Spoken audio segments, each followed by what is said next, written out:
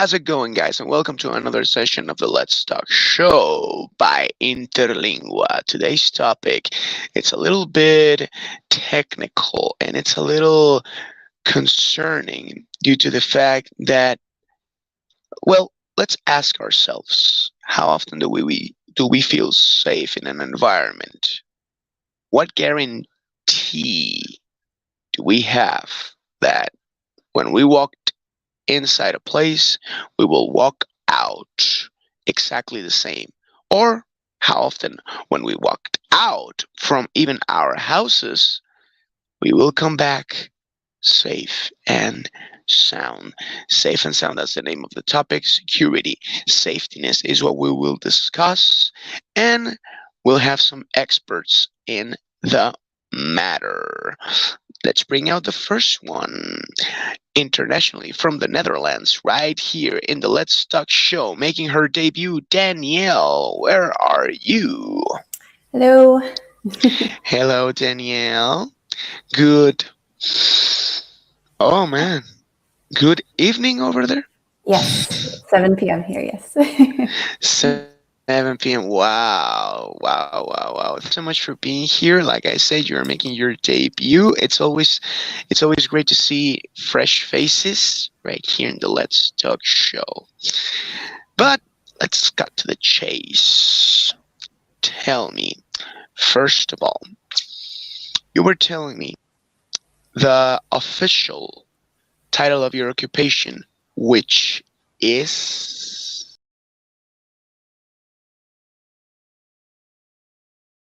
Security engineer.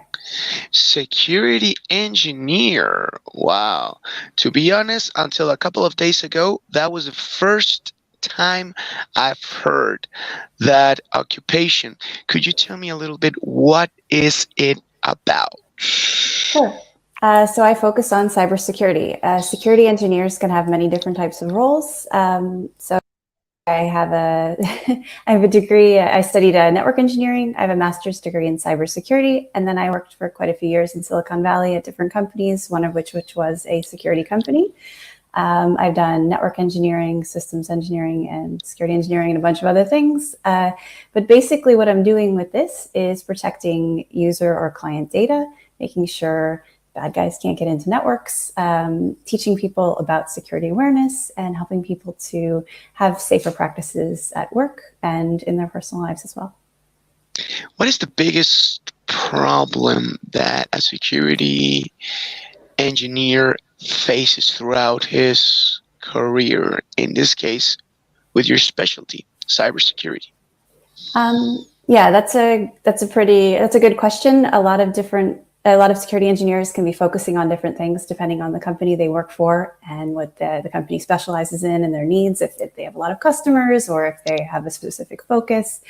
But for me, something I think that is a problem across the board at both the corporate level and in our personal lives is security awareness. I think that the average person doesn't seem to realize that how important and how big this is in our lives. Technology in general is a part of our day, all day, every day, everything we do. And yet a lot of people are still pretty afraid to learn about it, or they don't know where to start, or it's just something they're not interested in. And I think it's something we all should be aware of. I'm not saying everybody needs to be an expert, but I feel like there's a certain level of awareness that everybody really needs. What would you recommend to our viewers in order to be more aware about their safetiness of their personal data? Because like you said, this is like having a second life.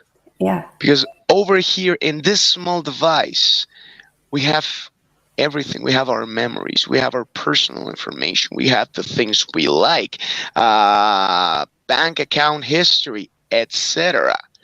So what is a recommendation coming from an expert for all of our viewers, please? Well, I would say one thing that's a really big deal when it comes to safety of your information and just of yourself, when it comes to people being able to see what you're doing, is keeping your passwords safe. So not only, so there's something called a password manager.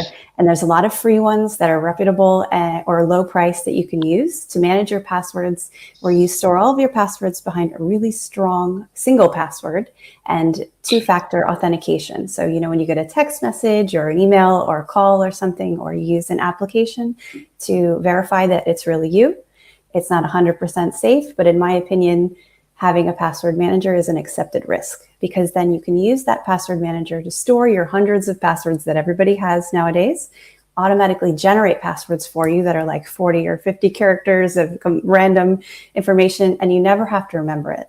And so that is one of the big things to me, is keeping your passwords, your information safe, because everybody's information is everywhere. And if you're using the same password and email for every login, it's been leaked already. I'm not saying it's going to get leaked. It's probably been leaked already.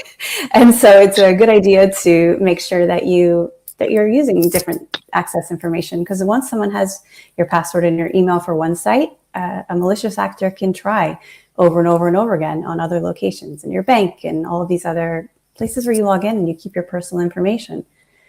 They can steal money. They can do all sorts of things. So it's important to be mindful of that. I think that's something everybody should be doing nowadays.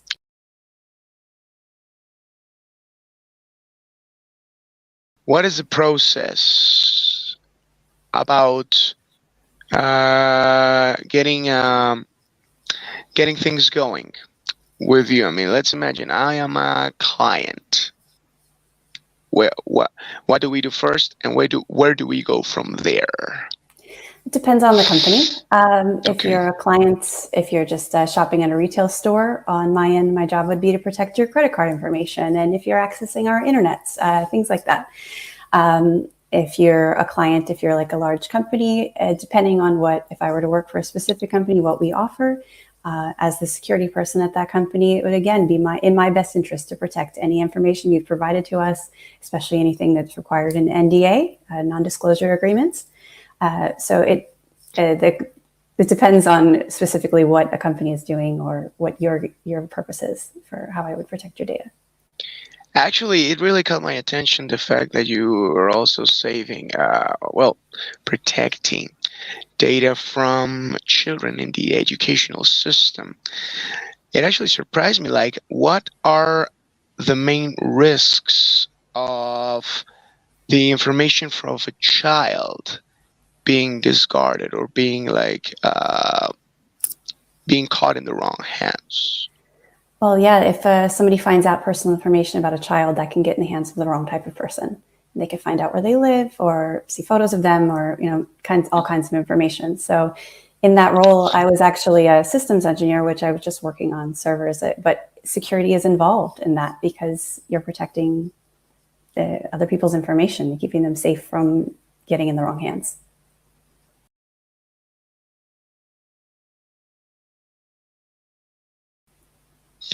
What is your work schedule? When do you mostly deal with these type of situations? Well, I worked for that company quite a few years ago, but that was just, my role at that point was to make sure our servers were secure, and on those servers, the data was stored.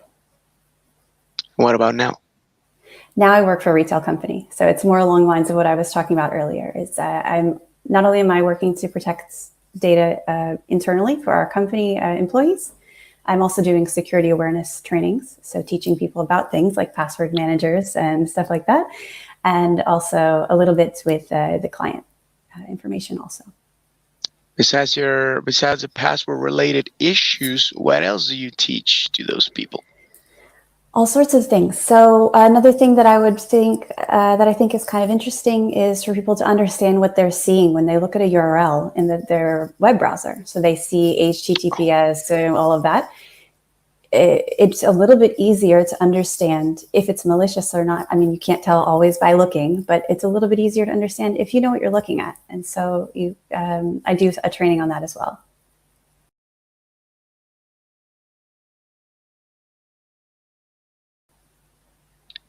Actually, I have like a little bone to pick with some sort of websites. Yes, because I I surf the internet a lot because I'm a very curious person. Not only I'm looking for things to buy, but I am also looking for information about the topics that I love the most. Yeah. And I'm also always concerned the fact that many websites that I entered, they all open this little window Hmm. with cookies. Yeah. For all of our viewers, it's not the things that you eat. I mean, it's an informatic term. It's something related to technology, some related to the cyberspace. But as I was saying, cookies. They always say that if I want to enter this site, I should be aware that there could be cookies, and I Yeah. could be receiving notifications about the website. This always concerns me because I don't know if I'm giving them the green light to access my personal information throughout my email now that I'm visiting their site, or if it's entirely safe. I don't know this as a user. What can you tell me about it? Well, the first thing I can tell you is nothing is completely safe, nothing is completely secure, nothing is unhackable. So if anybody ever tries to tell you or sell you something, it says it's unhackable or it's perfectly secure, it's not. Don't buy that. Another thing I can say is cookies. They're more for tracking. I'm not a huge fan of them, but there are usually pretty harmless. There are a lot of other issues that you can run into with your browser. If it's out of date, it can there can be something going on with the website, and something can be affected that way. If you click on the wrong link and open it in your browser, a malicious actor can do something which is called a browser hook, where they can connect and see what you're doing. They could even see through your webcam. They can do all kinds of things. So cookies I wouldn't be as concerned about. Of course, being tracked is a huge deal. Privacy, all of that, as well as its own completely different. We could talk about that for another hour. But yeah, I think being mindful of what you're clicking on, what types of websites you're visiting. If you're going to New York Times and they say they have cookies, I'm not as concerned, but everything, there's always some sort of risk. There is always, because there have been other issues where Forbes, for example, quite a few years ago, they had this banner thing that always popped up when you visited their website, and you had to clear it off to see the content. And a malicious actor got in, infected the banner. So as soon as somebody clicked, then their computer was infected. So yeah, it's. I'm sorry to be the bearer of bad news. This is why security awareness is so important, because if we're protecting our own data, at least if somebody's getting in some way, we're protected a little bit, Actually, truth hurts. It's okay. Truth hurts. It's okay, but we gotta take it. Yeah. Now, but wow, even see through our webcams? Yes, I did a talk for a cybersecurity conference about this. It's online. I can send it to you. Where I did a demonstration where I hooked a browser and then I could see myself on the other computer through the webcam right away. Please, because I mean, I use it on a daily basis. To teach. I also do video calls. Damn. Yeah, it's not a huge concern, but it's a thing that can happen. It's not one of the biggest concerns that I have. Mine is more along the lines of people being aware of just basic things, because it's the basic things. Clicking on a link and getting ransomware, which is the type of malicious software that can lock up your computer, and then somebody wants Bitcoin to unlock all of your files, all the photos of your children and your family, and these things happen. Even these things happen in hospitals, where they'll lock up all of the computers in a hospital, and they want an unreasonable amount of money in Bitcoin. They may or may not send you the information you need to get it back. And so that's another huge thing. That's why I was saying it's good to know what you're seeing when you look at a link.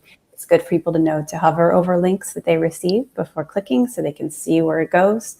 It's good to be aware of these things, recognizing that everything is spelled correctly, so it's not StreamYard with a B instead of a D at the end, things like that.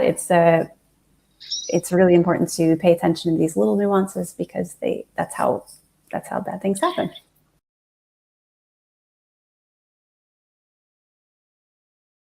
Speaking about paying attention to details, also something that pretty much goes on every day. Whenever we have our first profile in an app or in a website mostly.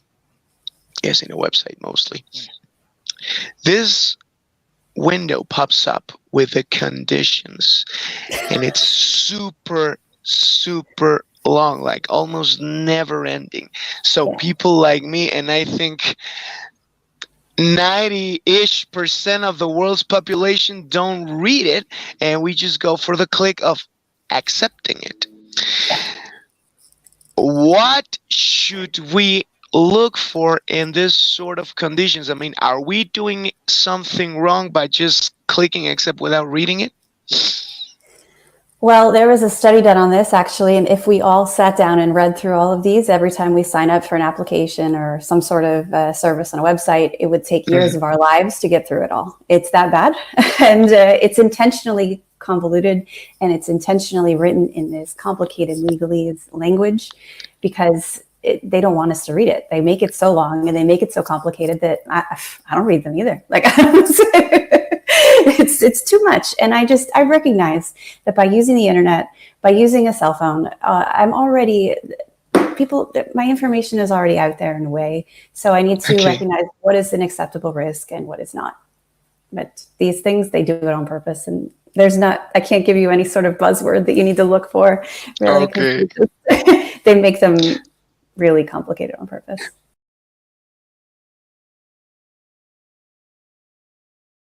But you mentioned acceptable risks and unacceptable risks. What could be an unacceptable risks? Not updating your computer within a certain amount of time when you get these pop-ups that say it's time to update, because a lot of times those include security alerts. There's also, we get them in our browsers and our phones and things like that. It's something that I think is really important to do pretty quickly, because quite often it's an urgent security update that there's something out there that hackers know about. And they're like, here's the patch for it. We want you to fix it now. Otherwise, if you get to this place or if somebody gets access to it, then you're vulnerable. So, I mean, updating your software can also help you to protect your information better. Yes. I didn't know that. I didn't know that because, I mean, through the device that I'm, talking to you right now, I don't know. I open it up, turn it on, and for like at least 4 days, it gives me the notification that, do you want to update your software? And I'm like, nah, it takes a while. So, but I gotta get work, and I gotta get working. So a lot of people are guilty of this. Yeah. I wasn't aware of how important this was. I thought it could like hold on. Not all the time is it a security alert, but sometimes it is. And it's, unless you go in and click and see if you go in and click and it's saying, we're updating the emojis, and like, okay, that one can wait. But if you go in and click and it's like security alert for this, security update for this, a patch for that, you should do it. If you can find the time, run it, because they're patching for a reason. They had their security people and their developers building this really quickly as soon as it was found out for a reason and pushing it out. So. Wow. Just to wrap things up, how do you feel as a person? Because, I mean, I'll get to the point. A few shows back, we were talking about how, we spend a lot of our time on the internet, mostly in social media, but you have to go to the cyberspace because of work. How does this affect you in your time, in your personal perspective about the internet? I mean, do you log out from social media because you're probably tired of being through a device all the time, or you move like a fish in the water? I use social media. I'm careful about it. I have second factor authentication, multi-factor or two-factor authentication on pretty much everything that offers it. But I don't think it's necessary to completely close yourself off from the world. I think, especially because I live where I do and I have family on other parts of the globe, I think social media is important for that. So it, again, is an accepted risk for me. Oh, I like that term. but I I am could use it. careful. I could use it in real life. Like Yeah. whenever I meet someone, maybe dating, I could be an acceptable risk for you. Yes, there you go. Sounds Perfect. nice, right? Sounds Mhm. nice. Well, my dear Danielle, thank you so much for taking time. I know that due to your occupation, you're quite busy, but thank you so much for sharing all the information that you did and for taking the time to participate in the Let's Talk show. Oh, thank you so much for having me. I appreciate it very much. Pleasure is all mine. Thank you so much, and I hope to see you soon in other related topics Sounds right great. here. Have a good evening, my dear. Thank you. Have a nice day. And now, for the second half of this show, we will bring out another expert on this matter. In this part of the show, you will realize that maybe you should try to be more careful about walking out in the streets of your own city or even if your own neighborhood. So let's bring out our next guest, Camille, an self-defense instructor, an expert of the matter. Good evening, Camille. How are you? Good evening. Fine, thanks. Thank you so much for being here, bro. Now, please, please, please, please tell us a little bit about what you focus on in your self-defense sessions. Well, mostly people are not looking for self-defense. At first, they look for health issues, recovery. But grown people are always afraid of things that happened before, like in their childhood. And then I give those lessons privately. Like, for instance, what type of things are they Okay, trying to recover from? like bullying, that's the main thing. Bullying is such a big thing right now. Hmm. It's it's become part of the culture. Okay. How do you think we should like face bullying in a personal level? For instance, at first, when I was a kid, I was bullied as well. And at first, I was told that I should tell the teachers, I should tell the principal about my situation.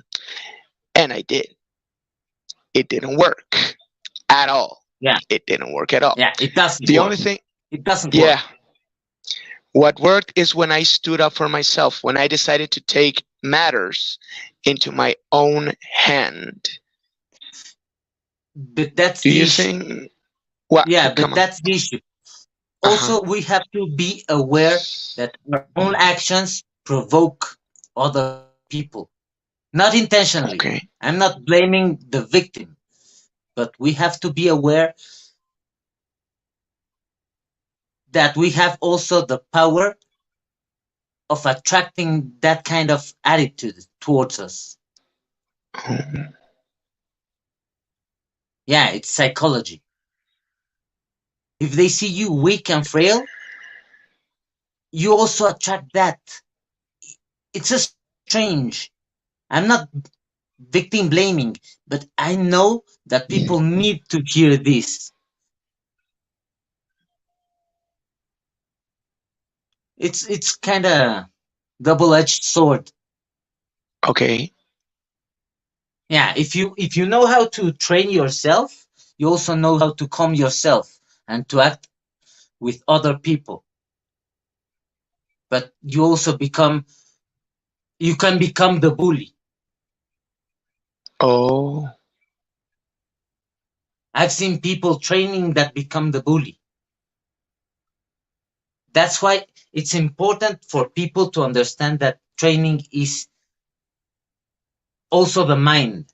You train the mind. You have to be gentle to others.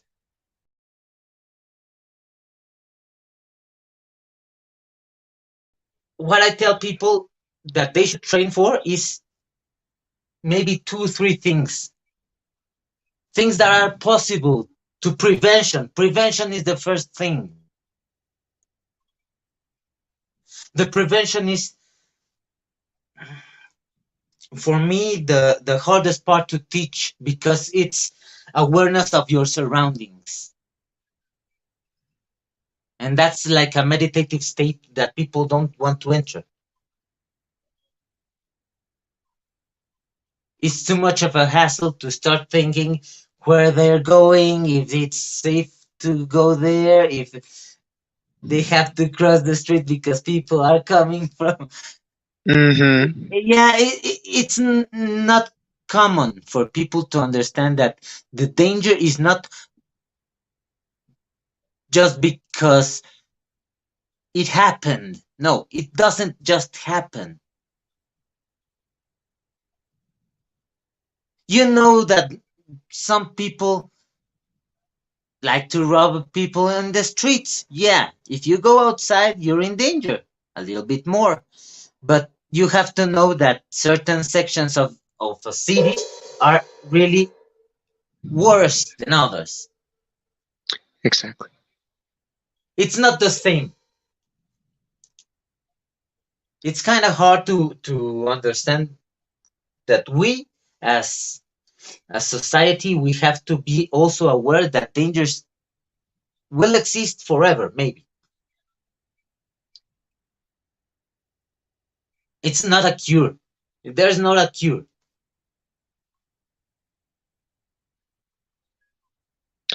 And for instance, let's say that for some particular reasons, me as one of your students, or me as a client, okay, I train with you. I kind of develop my skills, my physical skills. Let's say that I get in trouble in the street for any reason. A guy tries to rob me, or maybe a couple of You should guys. not. You're just Okay, okay, uh-huh. okay. There's different variables to Okay. to what you're saying. Okay. If it's just a guy that wants to hit you because he got mad at you, it's different that if it's, I don't know, 3-4 guys, Mm-hmm. if the weight of that guy is more than yours, it also has an impact on that. Every 5 pounds, it's like, who said it? Henry Gracie. Henry Gracie said that every 5 pounds is like a belt over you. You lose one Oh, belt. That's really tough on the. Yeah, you have to measure how much weight does that guy have over you. okay. You have to know if he's armed or not. For people like a man, average sized man, Mm-hmm. I would not recommend ever engaging. It's like a last resort. Okay. We're not expecting to fight. We train not to fight. But I know there's inevitabilities Yes. in everything. Not just for even for people that have trained for many years. Mm-hmm. I would not advise that people go to to class just to get into trouble or to think that they're immune to something. It can save you, yeah, like anything else. It's like a vaccine. It's not 100% like anything. Mm-hmm. And that's the other problem, that people think they go and they have to build up their ego, and it gets really, really deep. What I have to say is you have to be intelligent enough to change your life for the better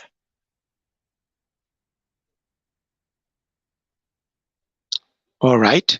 on every level. Th- That's it. just think, being a little introspective of what do we need to change, what we could improve, and just being well with ourselves. And others, that also Okay. adds up, because you get retaliation for what you do. Mm, that's an Yeah. interesting focus. That's an interesting focus. Well, Camille, thank you so much for Pleasure. sharing that information. Thank you so much for your time. Thank you so much for being Pleasure. here. Everything was useful, and I hope our viewers enjoyed this session and that the information that both of our guests shared throughout this show was useful for you. Please take notice of that. Have a beautiful evening, Camille. Thank you very much. And all of our viewers, I am Mike Reese. Eric Rios was in the controls. Goodbye and Ciao. good night.